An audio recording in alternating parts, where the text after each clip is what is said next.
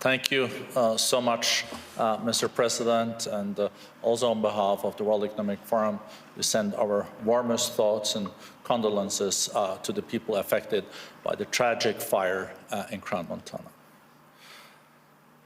Ladies and gentlemen, it is really my great honor to welcome one of the most influential and respected leaders on the global stage today. President Ursula von der Leyen, a stateswoman whose leadership has helped define and shape Europe's direction in an era of historic uncertainty. Madam President, you have guided the European Union with clarity, resolve, and strong sense of purpose through some of the most demanding moments in history. Under your leadership, the European Commission has advanced a bold agenda for strengthening Europe's competitiveness with upholding its core values. As President of the European Commission, you have championed a Europe that is competitive yet fair, open yet resilient. On the global stage, you have been a clear and consistent voice for multilateral cooperation, support for Ukraine, and a rules-based international order. At a time when leadership is tested not only by crisis, but by choices made for the future, your voice offers both direction and reassurance. Please join me in welcoming President von der Leyen. Madam President, the floor is yours.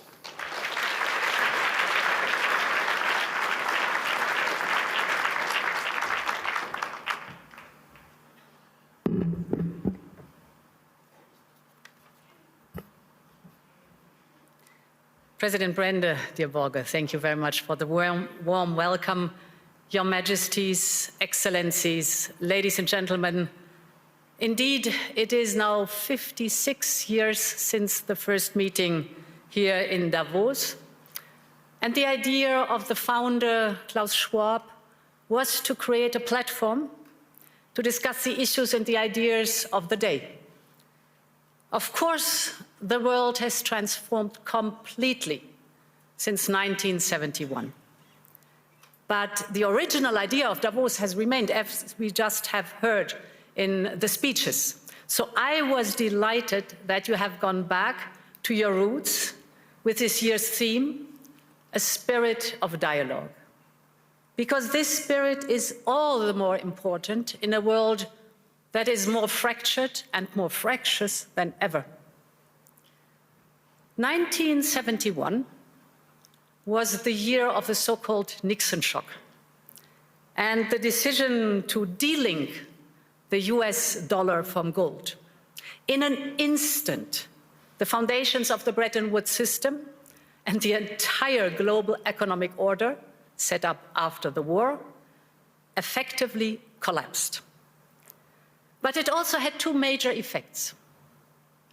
It inadvertently created the conditions for what would become a truly global order, and it provided a sharp lesson for Europe and on the need to strengthen its economic and political power. It was a warning to reduce our dependencies, in this case, on a foreign currency. The world may be very different today, without any question, but I believe the lesson is very much the same. That geopolitical shocks can and must serve as an opportunity for Europe. And in my view, the seismic change we are going through today is an opportunity, in fact, a necessity, to build a new form of European independence. And this need is neither new nor a reaction to recent events. It has been a structural imperative for far longer. So when I used this term, European independence, around a year ago, I was surprised at the skeptical reactions. But less than 1 year on, there's now a real consensus around this.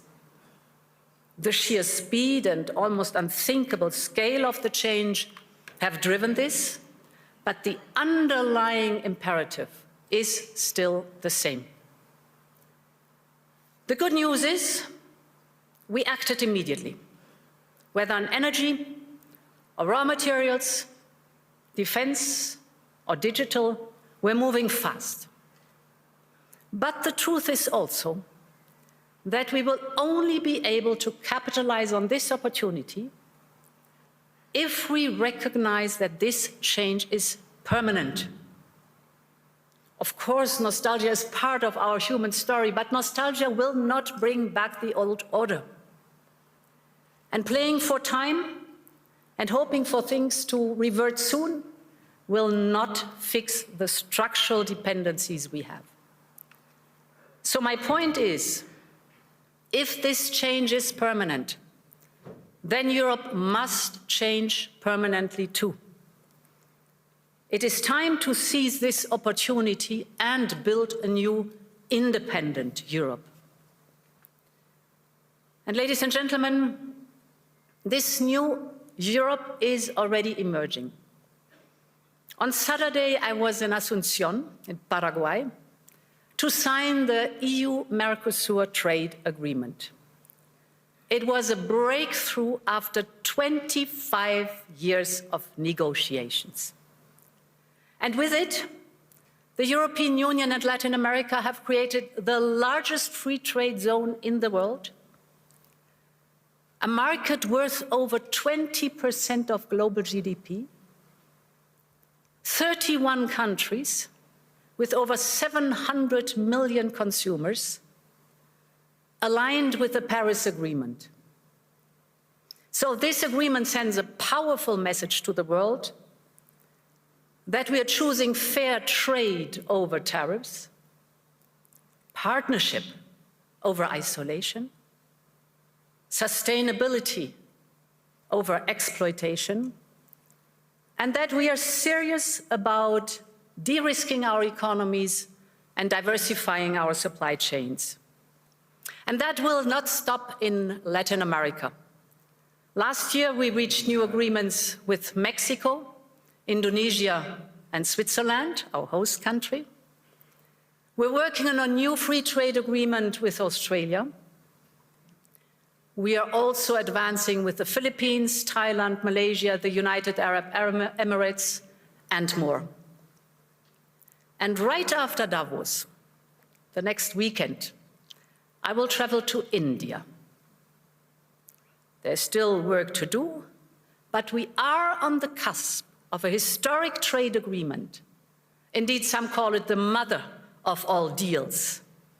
One that would create a market of 2 billion people, accounting for almost a quarter of global GDP.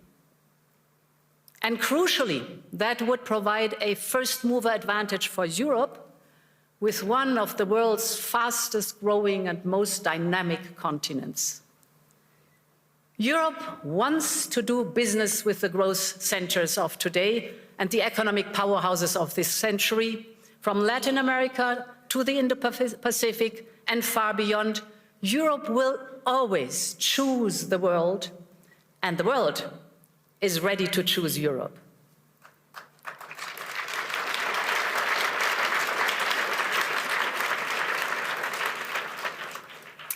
And ladies and gentlemen, this reality also reflects the fact that Europe has all the assets it needs to attract investment.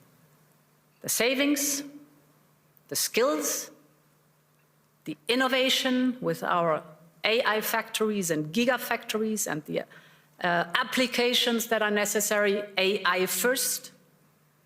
What we need now is to mobilize collectively these assets to their full potential and to focus on the essential. So focal point number one is to create a conducive and predictable regulatory environment. We live in an age where capital and data can cross Europe in a second. And business must be able to move just as freely. But as things stand, Too many companies have to look abroad to grow and scale up, partly because they face the new set of rules every time they expand into a new member state. So while on paper, the market is of 450 million Europeans open to them, it is far more complicated in reality. And that acts as a handbrake on the growth and profit potential of companies. So this is why we need a new approach. We will soon put forward our 28th regime. The ultimate aim is to create a new, truly European company structure. We call it EU Inc., with a single and simple set of rules that will apply seamlessly over our union, so that businesses can operate across member states much more easily. Our entrepreneurs, the innovative companies, will be able to register a company in any member state within 48 hours, fully online. They will enjoy the same capital regime all across the European Union. And ultimately, we need a system where the companies can do business and raise financing seamlessly across Europe, just as easily as in uniform markets like the United States or China. If we get this right, and if we move fast enough, this will not only help EU companies grow, but it will attract investment from across the world. Which brings me to the second focus, investment and capital. We are now building the Savings and Investment Union. We need a large-scale, deep and liquid capital market that attracts a wide range of investors. And this will allow business to find the funding they need, including equity, at lower costs here in Europe. We have made proposals on market integration and supervision to ensure our financial market is more integrated. This covers trading, post-trading and asset management, as well as driving innovation and making our supervisory framework more efficient. This will help ensure that capital flows where it is needed, to scale-ups, to SMEs, to innovation, to industry. And the third priority is to build an interconnected and affordable energy market, a true energy union. Energy is a choke point for both companies and households. And just look at the dispersion of prices across European electricity hubs. Europe needs an energy blueprint that pulls together all the parts. This is our Affordable Energy Action Plan. We are, for example, massively investing in our energy security and independence with interconnectors and grids.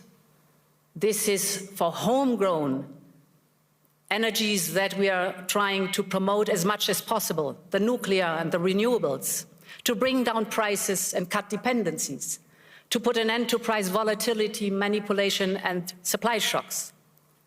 But now we have to speed up this transition, because homegrown, reliable, resilient and cheaper energy will drive our economic growth and deliver for Europeans and secure our independence. Ladies and gentlemen, whether on trade or business, capital or energy, Europe needs an urgency mindset. Our starting point is good. We are home to global champions in fields ranging from wind power to next-generation batteries, from aerospace to the industrial machines that are essential to build the chips and advanced weapons. Our companies are taking up AI at the same pace as their US peers.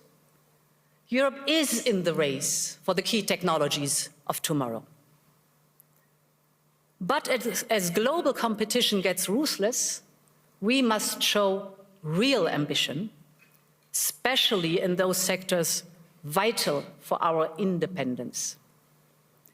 Take defense, for example. We have done more on defense in the last year than in decades before. We have started a surge in defense spending up to 800 billion euros till 2030. Member states are stepping up their investment at record level, and this has helped to triple the market value of European defense industry companies since January 2022. We now have 3 leading European defense tech startups that have reached unicorn valuation.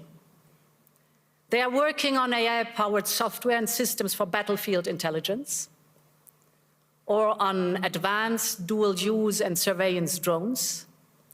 So they are also driving innovation and investment in Europe's defense tech industrial base. All of this would have been unthinkable even a few years ago. This now only shows how economy and national security are more linked than ever, but also what we can do when Europeans have the will to match the ambition. So, ladies and gentlemen, this need for ambition is most important when it comes to the security of our continent. In just over a month, we will mark the 4th anniversary of Russia's war of aggression against Ukraine. 4 years on, Russia shows no sign of abating, no sign of remorse, no sign of seeking peace. On the contrary, Russia is intensifying its attacks, killing civilians every day as we speak. Just last week, its bombing of Ukraine's energy infrastructure left millions facing darkness, cold, and water shortages. This must end.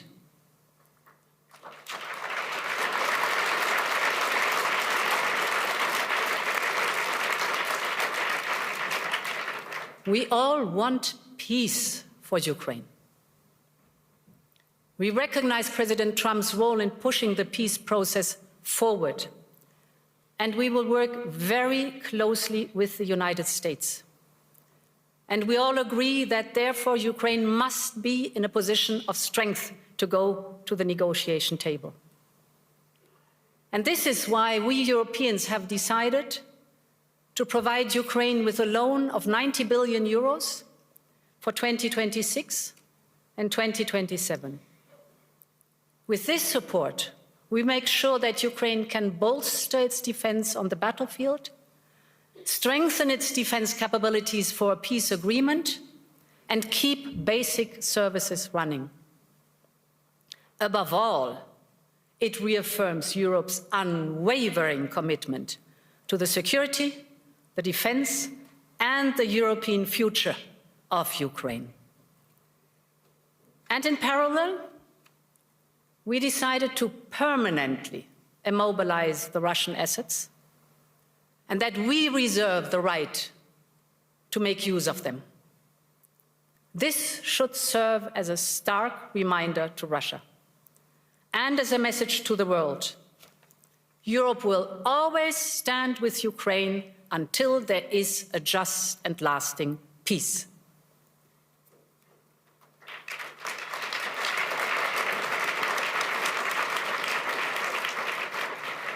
Ladies and gentlemen, I've spoken a lot today about European independence, on partnerships, on prosperity and security. So I would like to conclude with Greenland, an issue which cuts to the heart of all 3 of these imperatives. When it comes to the security of the Arctic region, Europe is fully committed. And we share the objectives of the United States in this regard. For instance, our EU member, Finland, one of the newest NATO members, is selling its first icebreakers to the United States. And this shows that we have the capability right here in the ice, so to speak. It shows that our northern NATO members have Arctic-ready forces right now. And above all, that Arctic security can only be achieved together. And this is why the proposed additional tariffs are a mistake, especially between long-standing allies. The European Union and the United States have agreed to a trade deal last July. And in politics, as in business, a deal is a deal. And when friends shake hands, it must mean something. Ladies and gentlemen, we consider the people of the United States not just our allies, but our friends. And plunging us into a downward spiral would only aid the very adversaries we are both so committed to keeping out of the strategic landscape. So our response will be unflinching, united, and proportional. But beyond this, we have to be strategic about how we approach this issue. And this is why we are working on a package to support Arctic security. First principle, full solidarity with Greenland and the Kingdom of Denmark. The sovereignty and integrity of their territory is non-negotiable. Second, we're working on a massive European investment surge in Greenland. We will work with Greenland and Denmark hand in hand to see how we can further support the local economy and infrastructure. Third, we will work with the United States and all partners on wider Arctic security. This is clearly in our shared interest, and we will step up our investment. In particular, I believe we should use our defense spending surge on a European icebreaker capability and other equipment vital to the Arctic security. And fourth, in the same spirit, we need to work with all our regional partners to strengthen our common security. And this is why we will look at how to strengthen our security partnerships with partners such as the UK, Canada, Norway, Iceland, and others. Finally, I believe Europe needs to adjust to a new security architecture and realities that we are now facing. And this is why Europe is preparing its own security strategy, which we plan to publish later this year. And as part of this, we are upgrading our Arctic strategy too. And at the heart of this will be the fundamental principle: it is for sovereign people to decide their own future. Ladies and gentlemen, when I started preparing for this year's address, security in the High North was not the main theme. But in many ways, it feeds into the wider point I started with today.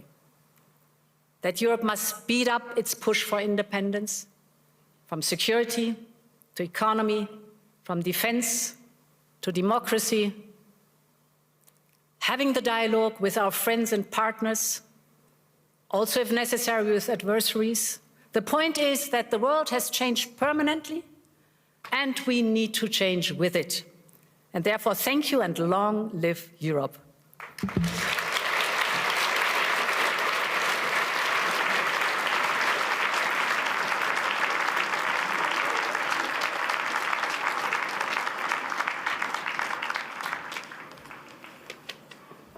Madam President, there is not much to add, but a big thank you. Long live Europe, more defense than in decades.